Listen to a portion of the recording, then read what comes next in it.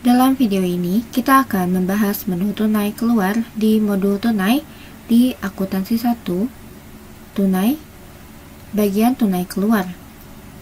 Anda dapat menemukan beberapa menu di mana Anda dapat memproses penurunan tunai. Dan kita tidak akan membahas menu jurnal pembayaran di video ini, jadi silakan merujuk ke video fast entry jurnal pembayaran.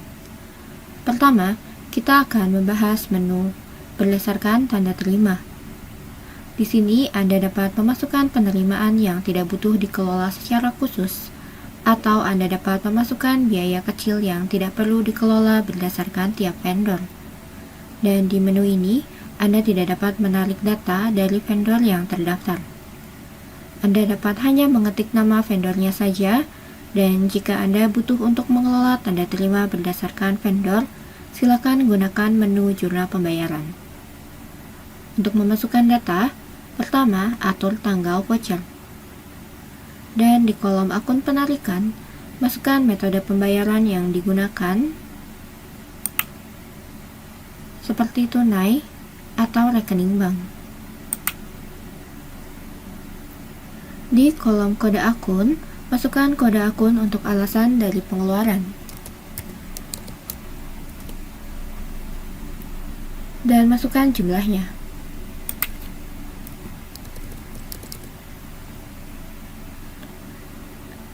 Anda juga dapat memasukkan informasi pajak dengan menekan pada kolom dan klik pada tombol function, lalu klik pada tombol pajak. Anda dapat klik pada tombol memuat F4 untuk memuat data yang Anda input pada layar input.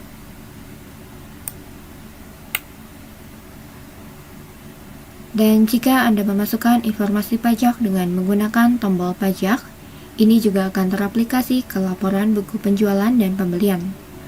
Namun jika Anda tidak mengelola informasi pajak di account ERP, tidak dibutuhkan untuk memasukkan informasi pajak. Dan isi kolom lainnya seperti biaya atau keterangan. Dan Anda dapat klik simpan untuk menyelesaikan.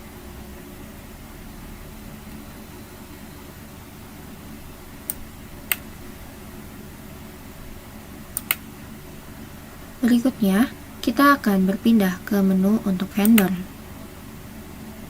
Alur menunya adalah akuntansi 1, tunai, tunai keluar, menu untuk vendor. Anda dapat menggunakan menu ini ketika Anda membeli dari vendor atau ketika Anda membuat pembayaran untuk jumlah dari akun hutang yang sebelumnya dihasilkan dari pembelian, atau ketika Anda membuat pembayaran di muka sebelum pembelian yang aktual. Program akan menjurnal data yang Anda masukkan secara otomatis di menu ini dengan akun hutang dagang. Dan Anda hanya perlu mengisi beberapa kolom dan dengan mudah memproses pembayaran. Untuk memasukkan data, Anda dapat mengatur tanggal terlebih dahulu sebagai tanggal pembayaran. Dan masukkan departemen atau proyek jika Anda mengelola dana berdasarkan proyek atau departemen. Dan di kolom penarikan akun, pilih metode pembayaran. Anda dapat memilih akun rekening bank, atau tunai, atau kartu debit atau kredit.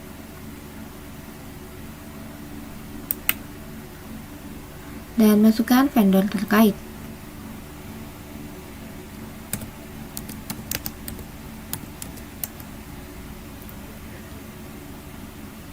Dan masukkan jumlahnya.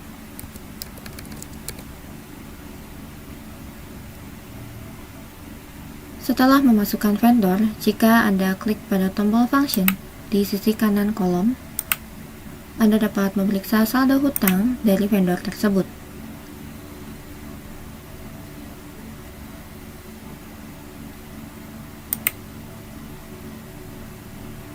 Dan Anda juga dapat klik pada kolom jumlah dan klik pada tombol function, kemudian klik pada tombol mata uang asing untuk memasukkan mata uang asing.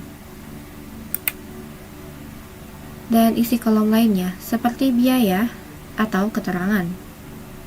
Dan setelah mengisi semua data, Anda dapat klik simpan. Tombol simpan atau cetak berfungsi untuk menyimpan sekaligus melihat layar pratinjau. Dan Anda juga dapat mencetak voucher ini dan juga mendownloadnya dalam bentuk Excel atau PDF. Berikutnya kita akan membicarakan menu untuk pekerja. Alurnya adalah akuntansi 1, tunai, tunai keluar, menu untuk pekerja. Anda dapat menggunakan menu untuk pekerja ketika Anda membuat pembayaran sementara untuk karyawan dalam bentuk tunai atau transfer bank. Jumlah yang dimasukkan dalam menu ini akan dijurnalkan dengan akun uang muka karyawan. Dan Anda dapat memasukkan data di menu ini ketika Anda membayar tunai ke karyawan, misalnya untuk biaya perjalanan dinas, atau ketika pimpinan perusahaan Anda menarik uang untuk pembayaran sementara. Untuk memasukkan data, pertama atur tanggal voucher sebagai tanggal pembayaran, dan di kolom akun penarikan, masukkan metode pembayaran. Anda dapat memasukkan rekening bank, atau cash, atau tunai. Dan saat ini saya akan menggunakan pembayaran tunai sebagai contoh. Dan di kolom pekerja, pilih karyawan yang menerima uangnya. Dan masukkan jumlahnya.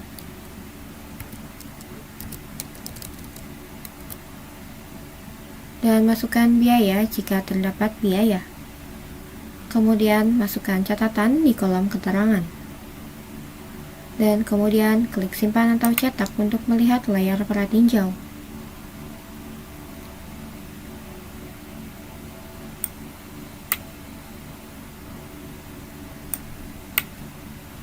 Di layar yang tampil, Anda dapat melihat kolom kredit, penarikan dari tunai, dan di kolom debit sebagai akun uang muka karyawan. Sebagai tambahan, jika Anda ingin menggunakan menu untuk pekerja, namun ingin program menjurnalnya dengan akun yang lain, Anda dapat klik pilihan di kanan atas, kemudian klik pada pengaturan akun, dan mengubah entry jurnal untuk default akun. Berikutnya kita akan membahas tentang menu transfer bank. Alur menunya adalah akuntansi 1, tunai, tunai keluar, menu transfer bank. Anda dapat menggunakan menu ini ketika Anda menarik uang dari rekening bank untuk persediaan tunai, atau ketika Anda mentransfer uang dari rekening A ke rekening B. Anda dapat mengatur tanggal voucher, dan di kolom akun setoran masukkan akun bank di mana uang akan disetorkan, atau jika ini adalah penarikan untuk tunai, masukkan akun tunai.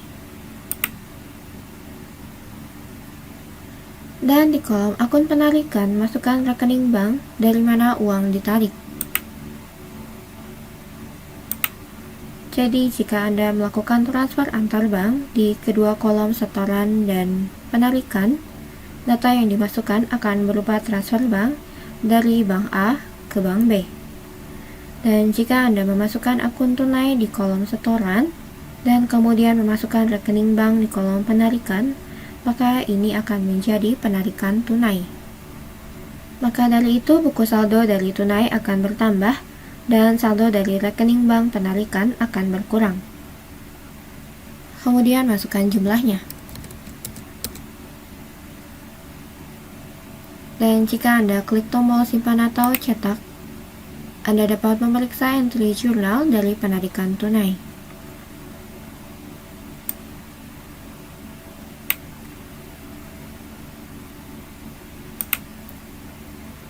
Selanjutnya, kita akan membahas tentang menu untuk kartu kredit. Alurnya adalah akuntansi 1, tunai, tunai keluar, untuk kartu kredit. Di menu ini, Anda dapat memasukkan penyelesaian atau settlement dari kartu kredit perusahaan Anda. Jadi, sebagai contoh, Misalnya, jika Anda menggunakan kartu kredit perusahaan Anda bulan lalu, Anda dapat memeriksa riwayat penggunaan kartu kredit di menu akuntansi 1, laporan pernyataan dana. Di laporan ini, jika Anda mencari dalam rentang bulan sebelumnya, Anda dapat memeriksa riwayat dari penggunaan kartu kredit Anda berdasarkan dari akun hutang kartu kredit.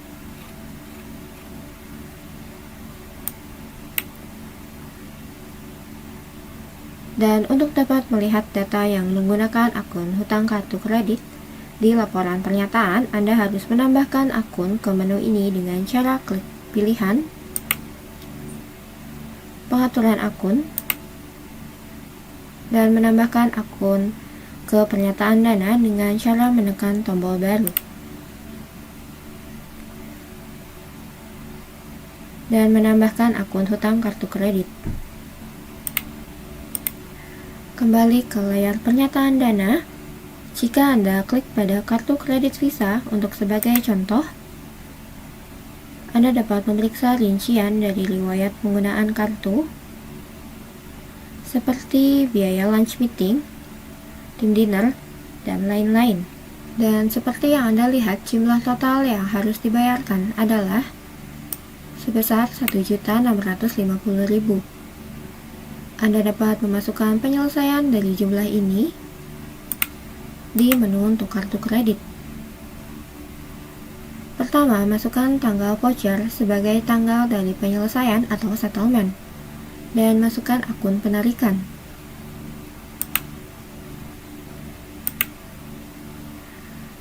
Dan masukkan kartu kredit terkait. Dan masukkan jumlah yang akan ditarik untuk settlement. Dan jika terdapat biaya bank, masukkan jumlahnya di kolom biaya. Dan di kolom keterangan, masukkan catatan. Lalu klik simpan atau cetak untuk memeriksa entry jurnal.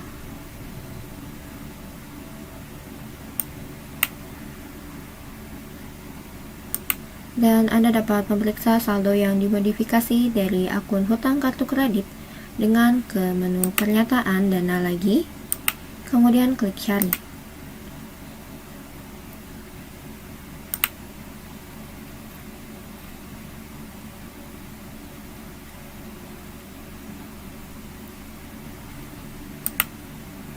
Dan berpindah, kita akan membahas menu pembayaran pinjaman dan bunga. Di menu ini, Anda dapat memasukkan pembayaran dari hutang Anda termasuk bunganya. Pertama, masukkan tanggal dari pembayaran. Dan di kolom akun penarikan, masukkan metode dari pembayaran. Anda dapat memasukkan rekening bank dari mana uang akan ditarik atau masukkan akun tunai jika Anda membayar dengan tunai. Dan di kolom bank, masukkan rekening bank untuk hutang terkait.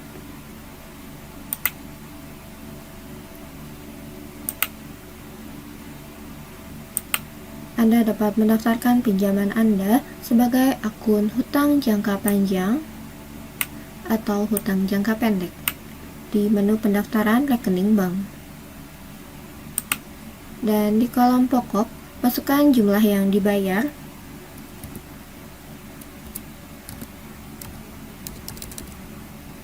Dan di kolom bunga, masukkan jumlah bunganya.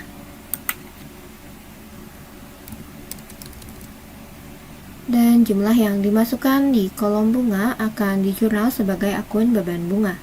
Dan Anda dapat memeriksa entry jurnal default dengan klik pada tombol pilihan di kanan atas, pengaturan akun.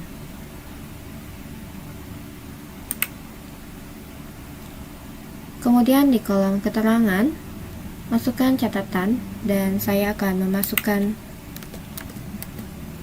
dan Anda dapat klik tombol simpan untuk menyelesaikan.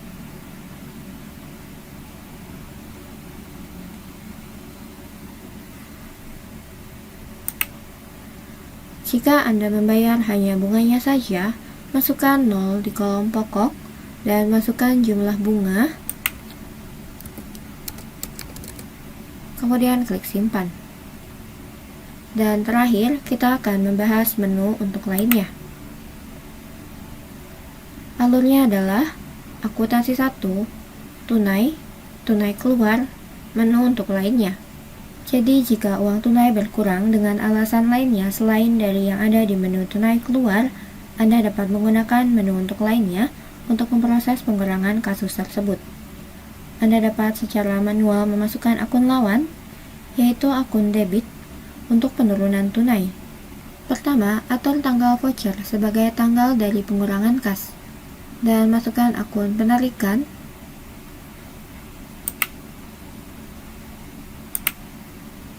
dan masukkan pelanggan atau vendor.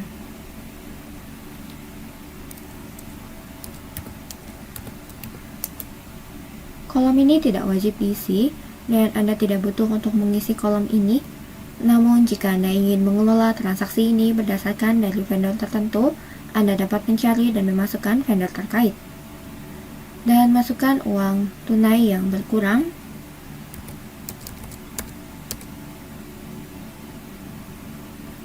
Dan jika terdapat biaya, masukkan biayanya. Dan terakhir, di kolom debit, masukkan kode akun yang berkaitan dengan alasan dari pengurangan. Sebagai contoh, misalnya jumlah ini dibayarkan untuk uang muka kontrak, masukkan akun beban dibayar di muka. Dan masukkan catatan di kolom keterangan. Kemudian klik tombol simpan atau cetak. Tombol simpan dan cetak akan menyimpan dan sekaligus menampilkan layar pratinjau di mana Anda dapat memeriksa akun penarikan sebagai pembayaran di muka. Jadi silakan gunakan menu dari bagian tunai keluar sesuai dengan kebutuhan Anda.